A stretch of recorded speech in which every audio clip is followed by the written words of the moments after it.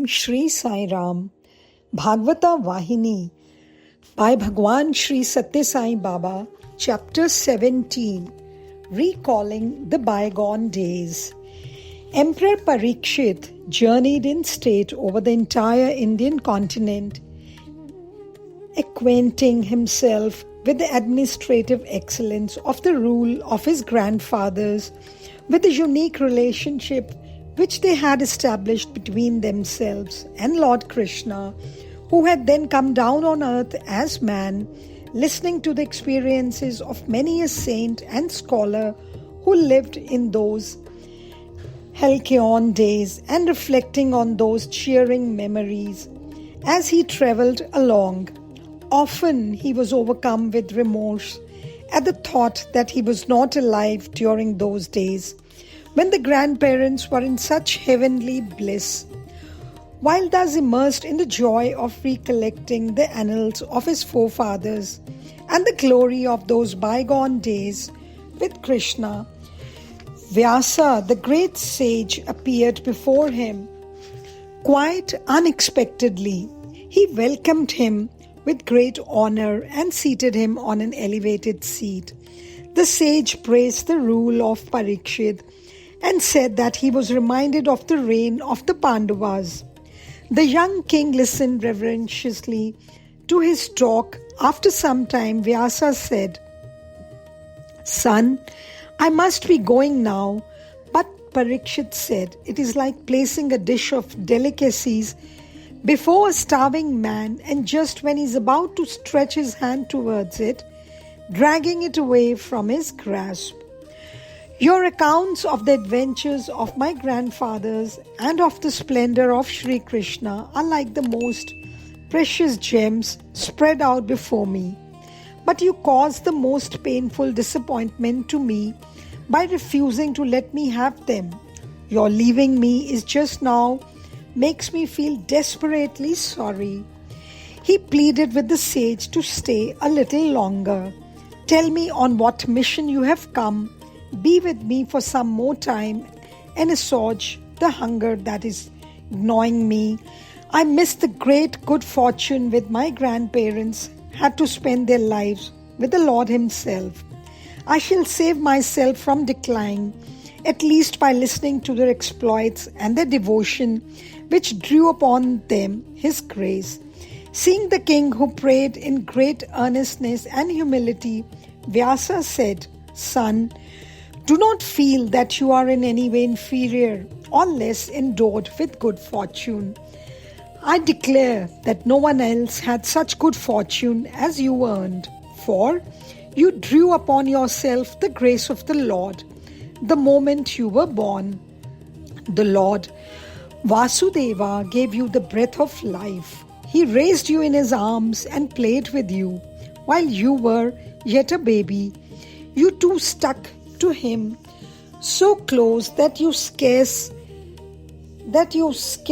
kept aloof. Your youngest grandfather Sahadeva had to pluck you by force from Krishna and hand you over to the women in the inner halls. You were named ceremonially by Vasudeva himself. What a memorable scene it was. You showed us that you were a wonderful child. You followed with your eyes the Lord wherever he moved.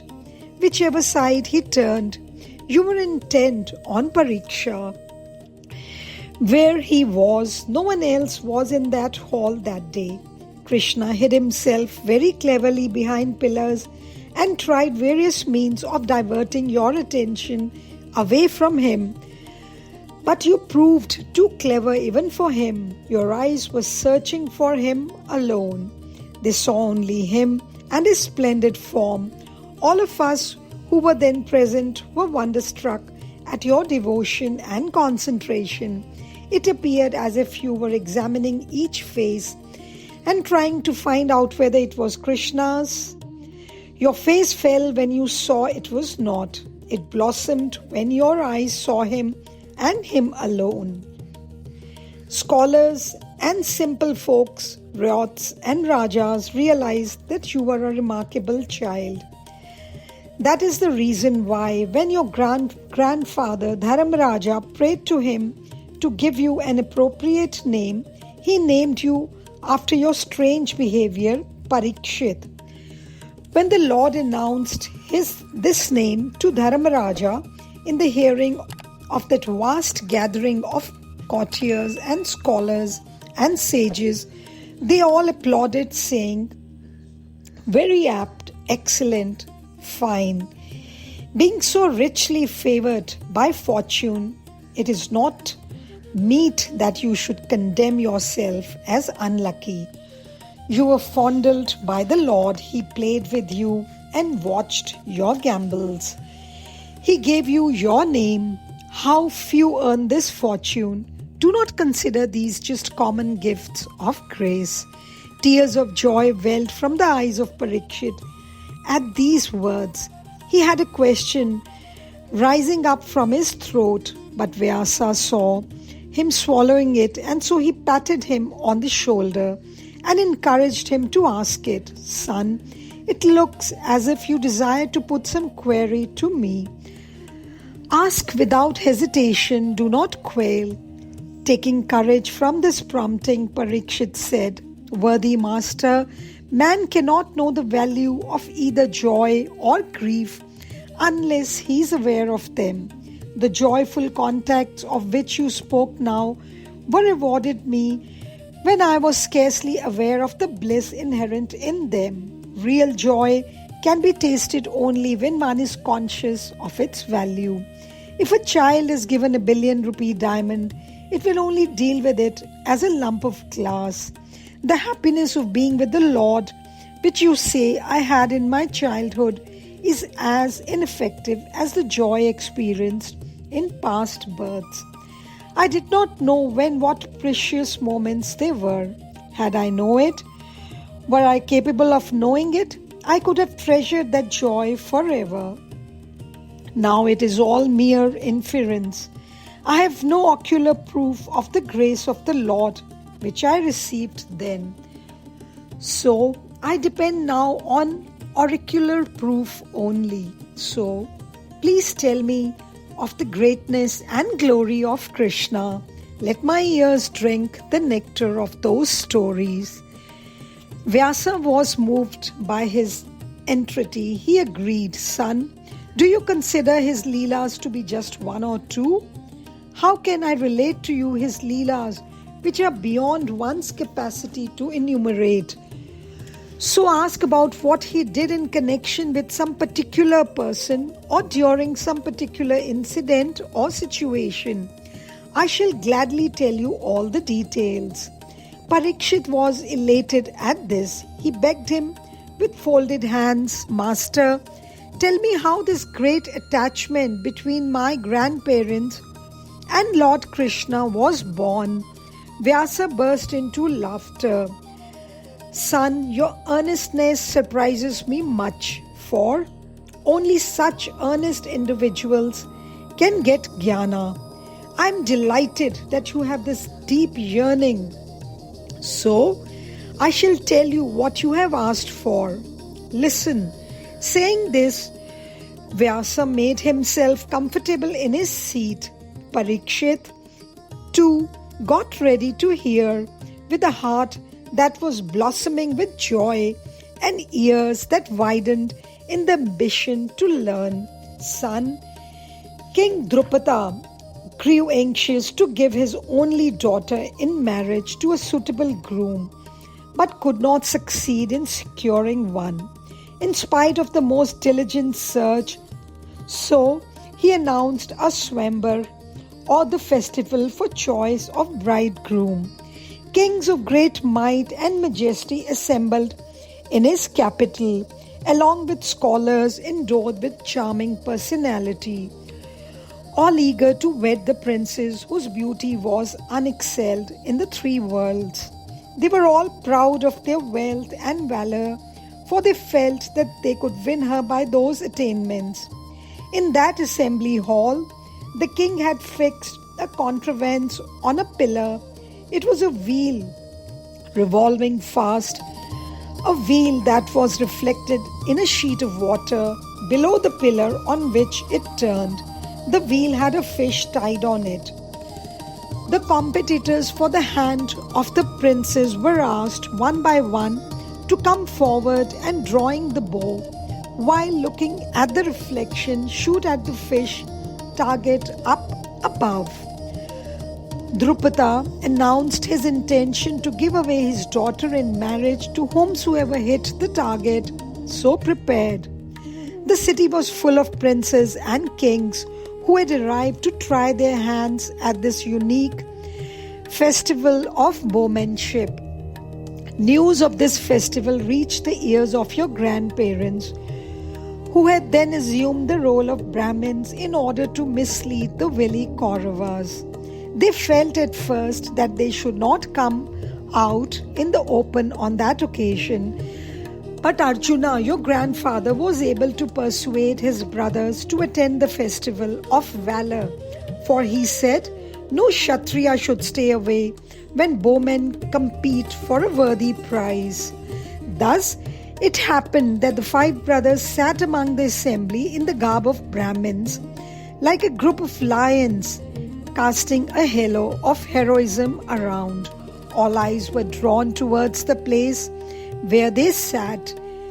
People commented on their presence, many in admiration, some in derision. Some praised them as champions, some laughed at them as prize fighters or guards.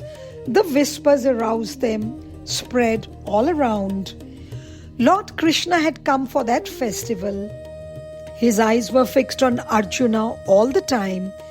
This was noticed by his brother Balram, who spoke something to his brother. At last the Swayamvara contest began. One by one, the candidates proceeded to the shadow seen in the water and aimed the arrow at the fish rotating above.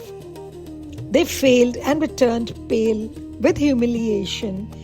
They walked back to their seats, heavy with disappointment and shame, and sat sunk in sorrow. Krishna had no intention to rise and have a try at the target, for he sat quiet in his own place. If he had that intention, he could have quite easily hit the fish and won.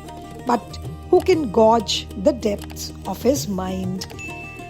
Just then Arjuna rose and proceeded towards the contrivance, casting a lightning flash of brilliance over the assembly by the heroic aura of his personality. Draupadi, the princess, lifted her head and watched him in admiration. Her mind merged in that flash of light. In an instant, Arjuna's arrow split the fish. He won. The applause of the gathering rose to the skies.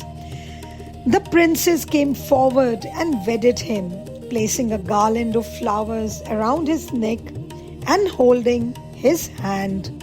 When Arjuna emerged from the hall, holding the hand of the bride, the horde of defeated kings and princes yelled that the rules of the contest were broken, since a Brahmin who had no right to compete in bowmanship was allowed to participate, and declared the winner. They fell on your grandfather in angry clump, but Bhima pulled out a huge tree by its roots and whirled it at the crowd of foiled kings. Observing the fight between the disappointed groups of suitors and the Pandava brothers, Krishna and Balaram were smiling within themselves in appreciation of the successful feat of Arjuna. Your grandfathers had no knowledge who they were. They had not seen them any time previously. But when the Pandavas reached their residence, the humble home of a potter, with the newly won bride, the daughter of Drupada, and when Dharam Raja, the eldest brother, was describing with great exultation the events of the day, Balaram and Krishna, dressed in yellow silk and magnificent to behold, entered that lowly cottage. They fell at the feet of aged Kunti, mother of your grandfathers. Auntie, we are your nephews, they said. We are the children of Nanda and Yashoda, they introduced themselves. Then they touched the feet of Dharamraj, prostrating themselves before him.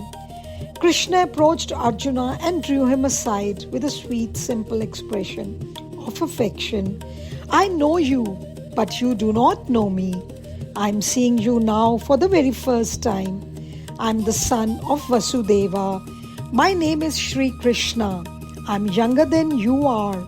Still, when you achieved that victory in the royal palace, I recognized that you are the Pandava brothers, and so I understood that you had escaped from the palace of lac or wax, wherein you were when it was set on fire. From the moment my eyes fell on you at the gathering of suitors there, I somehow felt that you are Arjuna. I told my brothers so. This is my brother, Balaram. I was very happy that I recognized you, and my brother too shared the joy. At last, I am able to meet you. The bride is the embodiment of virtue and intelligence. Speaking thus, Krishna called Arjuna to a distance and whispered in his ear, Cousin, it is not advisable that you come out in the open so soon. Stay on in disguise for short periods in one place or another for some more time. Then he took leave of his aunt and others and left his elder brother Balaram. From that day, the affection between Krishna and Arjuna grew more and more intense. It grew into a huge tree and yielded fruits rich with sweetness, which they shared. In that sweetness, their minds merged and became one. Mark the first time your grandfather met the Lord Sri Krishna. He was at the wedding hall of Draupadi, the Kalyana Mandapa. The significance of this lies in the fact that they two were bound throughout the years in bonds of love and affection, of unfailing friendship. To consummate that friendship, Krishna taught him the highest wisdom. Did you note how chummy that consummate trickster was with your grandfather? With that question, Vyasa rose and collected his things in an attempt to depart. Observing this, Parikshit pleaded piteously, wiping the tears of joy that filled his eyes. Master, you have made the Lord stand clear before me with your description of his Leela and his grace. Please tell me more of the many occasions on which the Lord showered his mercy on my grandfathers. Now he moved close with them and rescued them from calamity. Sleep is deserting my eyes and prompting me to listen to the stories of God. Make this night holy by relating to me the glory of the Lord. That alone can give me satisfaction. Let me spend the night in his thoughts. Your silence is causing me great agony. Vyasa saw the steadfastness and devotion of Parikshit and changed his decision. He said, Son, were the mighty miracles of Krishna one or two in number, I could have described them to you. If one had a billion tongues and the whole of eternity before him, description of his majesty can never be exhausted. All the gods bowed before him with folded hands. Sometimes he would raise his bhaktas to the skies. Very soon, he will drag them down into the depths. He treated the world as a puppet show. He was always radiant with his smile. He never knew anxiety, disappointment, or distress. He behaved sometimes like a common man, sometimes as an innocent child, at other times as a near kinsman, or as an intimate friend, or as a master, as a monarch. Sometimes he behaved as a playful cowherd boy. He had the capacity and cleverness to play all roles with unique distinction. He loved your grandfather Arjuna with special fervor. He used to take him with him, whatever the occasion or place. Why? Arjuna could move about freely, even in the inner apartments of the residence of the Lord. The Lord used to play with your grandfather in the waters of the Yamuna, diving at one place and rising at a distant spot to surprise him, calling on him to do likewise if he could, competing with him in various games which defy description and identification. All of a sudden, he would take Arjuna to a solitary place and converse with him there on some mysteries he used often to discard the smooth silken bed and sleep with his head on Arjuna's lap instead. Your grandfather too reciprocated that love to the full, though sometimes they were found angry against each other. Talking as if they were enraged, they made up very soon and resumed friendly conversation quickly. My dear son, it can be said that they were Nara and Narayana, like the body and the breath. There was no Arjuna without Krishna and no Krishna without Arjuna. There was no secret which your grandfather did not share with Krishna, or which Krishna did not share with your grandfather. Which particular episode in their relationship am I to tell you now? Ask me anyone which you would like to hear, and I shall gladly relate it to you. Jai Sai Ram. साईश्वराय विद्महे सत्यदेवाय धीमहि तन्नः सर्वप्रचोदयात्। ॐ साईश्वराय विद्महे सत्यदेवाय धीमहि तन्नः सर्वप्रचोदयात्। ॐ